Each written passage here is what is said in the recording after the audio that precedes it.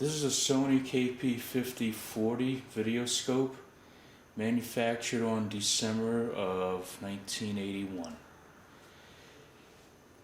This TV, when I purchased it off of eBay, it comes with the original screen cover.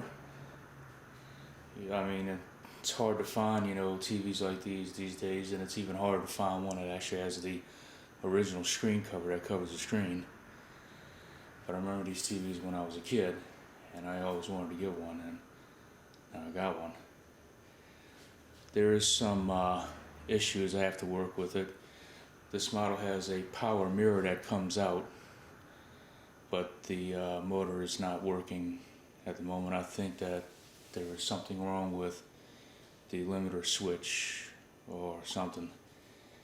But anyway, this is only part one because I'm only just demonstrating and showing you the product first. Second video is when I start to work on it. I'll show you some of the problems that I got to work with. Okay, first off, and I wasn't too happy about it. When I was taking it out of the house that from the owner that I bought it from, the edge of the corner right here hit the step from when it was on the hand truck, and kind of knocked that out of alignment. As you can see, it doesn't quite line up, but the one to the right does. So the result of that, it's got the mirror crooked. I mean, it won't do much, with the screen, but you see this whole part right here, the CRTs are also on that frame. So if I just open this up, you can see that the part that the CRTs are on also fell down. So the red convergent LCD doesn't line up quite like it should because of the fact that it sinks down a little bit.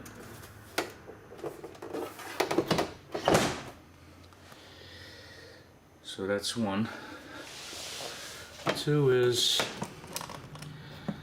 I have to clean the buttons on the inside because the enhanced tone button doesn't work, the matrix sound button doesn't work, the Q color brightness doesn't work, and the picture doesn't work. But the picture does work when you operate it on the remote control.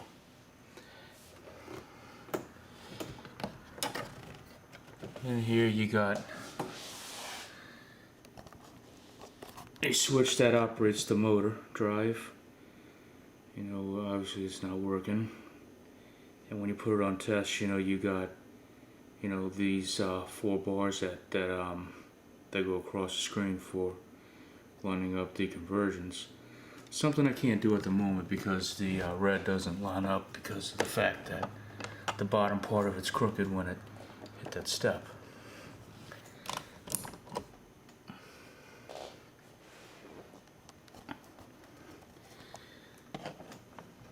Another problem is that I noticed this remote control when I purchased it from the owner that this was taped onto the back. And by the looks of it, it's been taped like that for so long that the glue residue stuck to this metal stand, when I peeled it off. I'm guessing that it stays like that for the most part, and it's supposed to flip. Let me get it over here to flip. It's supposed to flip like this, making the remote control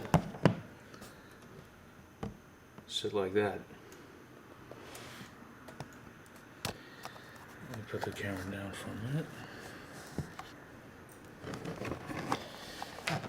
Inside, well, when you look this up a little bit,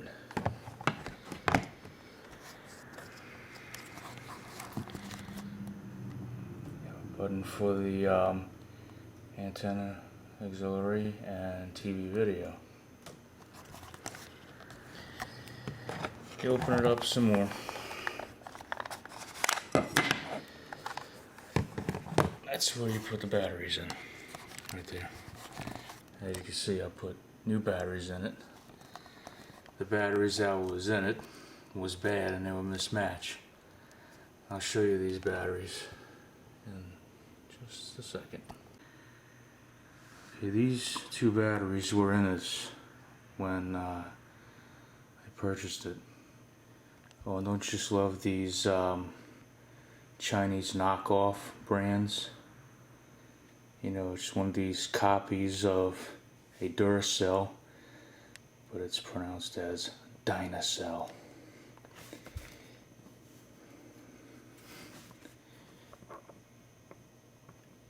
Heavy duty, ooh.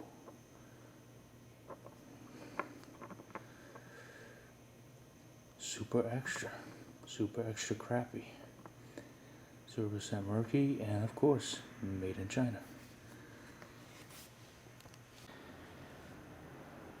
The instructions manual is not the original. As you can see, it's a copy of one. You can see the copy of the staples from the original ones on this page right here.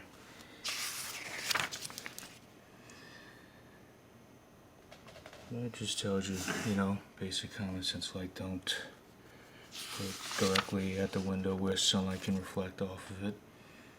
And it shows you the features, how to put the screen assembly on, how to connect cable, antenna,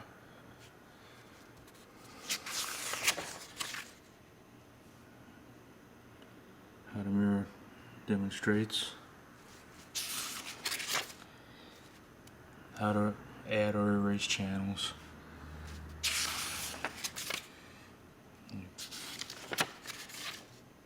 how to adjust the picture and all.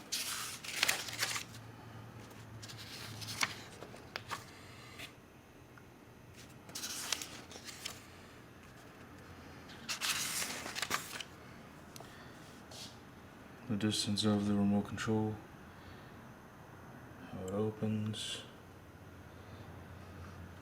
Some remote controls have more buttons than others. I take it because mine only has two when you open the lid up.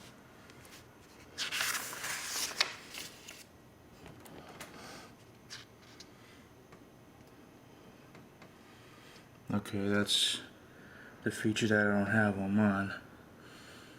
You see, you can operate the matrix sound and tone and reset button, cue, color, and brightness from this one.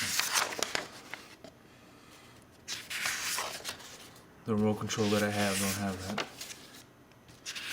It just has just the antenna and the video. That's what I need to get next, is the 81 Betamax for this unit. You hook up a stereo to it and whatnot. That's pretty much what that is. This is a sheet of the measurement. Alright.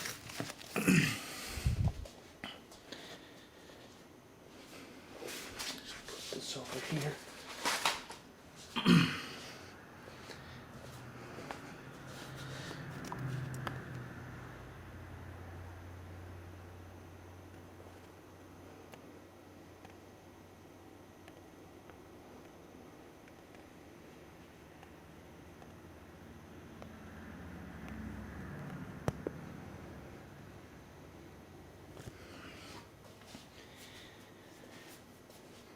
Alright, now to turn it on.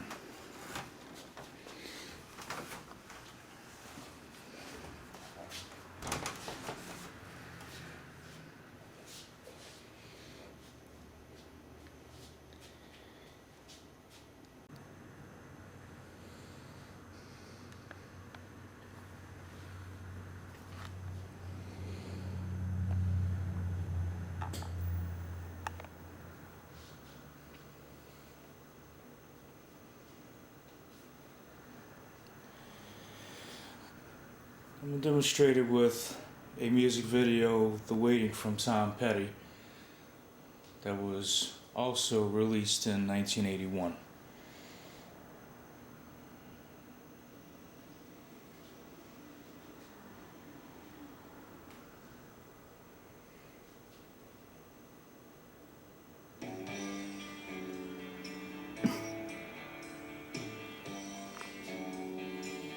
Turn it up some.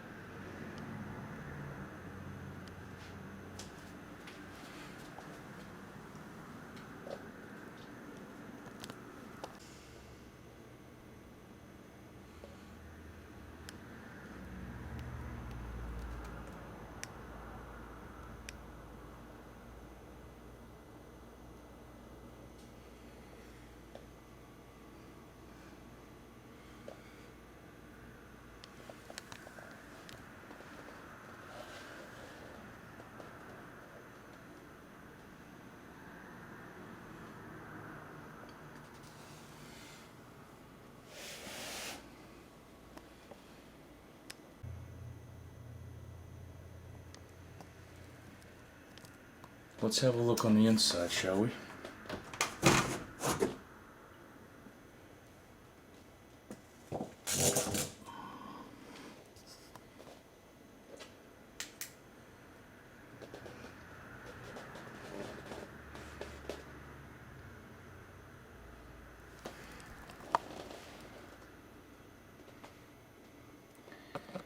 There's some nice speakers in this.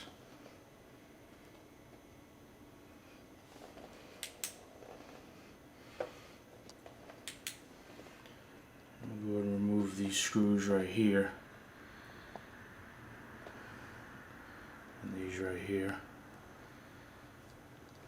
You see, when I move all these screws, these boards should fall down.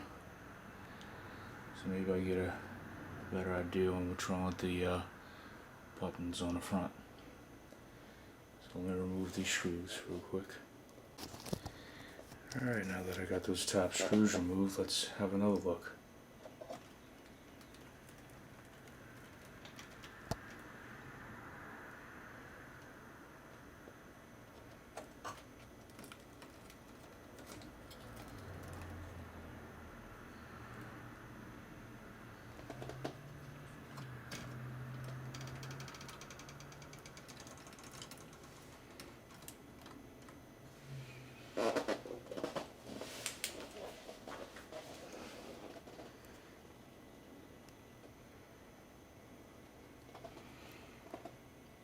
There we go.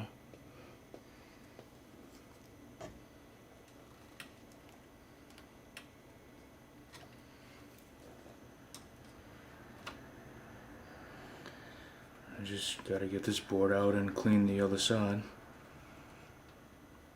Hopefully the tone control and the color control and all that can work after that.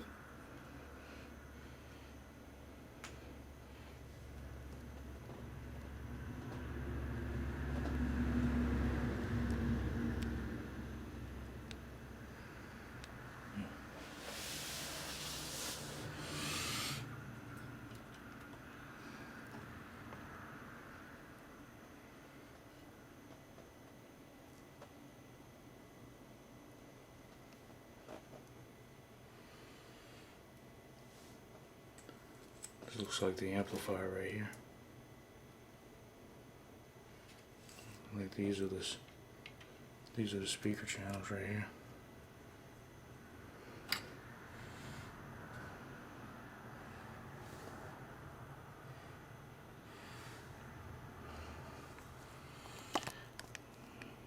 Looks like it's got Sony parts. And it's got, wait. Hang on a second. So it also has Hitachi chips in there too.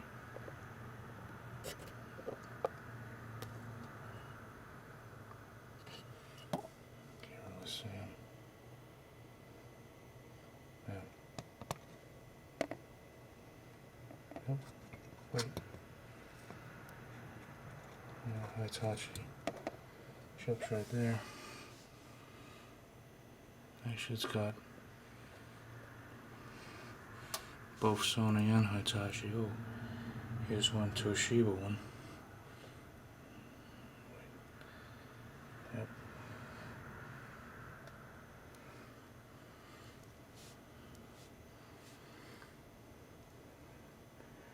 A Matsushita one too. These components are usually found in Panasonics. And there are the CRTs. All three of them are Sonys. And there's the motor for the mirrors. And they have this drive shaft that also runs this other gearbox to push out the other side.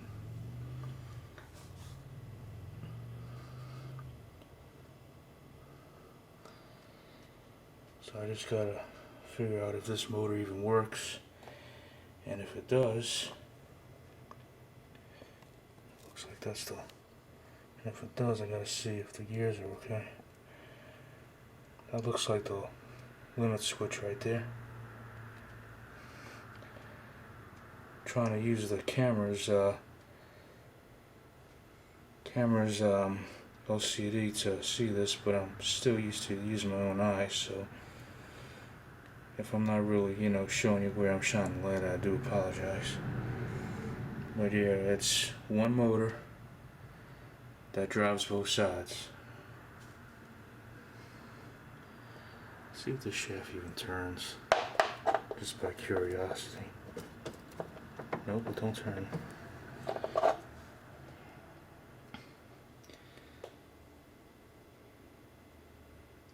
So I gotta find a way to test this motor and see if it works.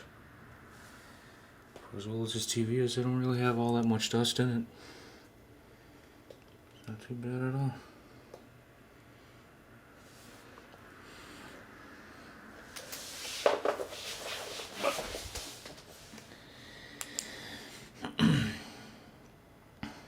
Well, that's the inside of it.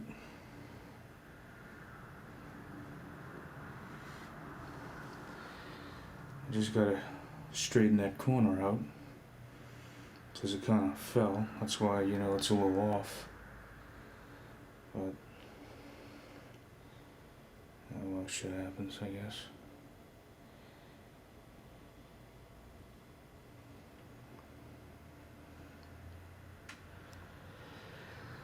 So that's it for part one. Hopefully, for part two, I should, have the motor taken out where I can test it.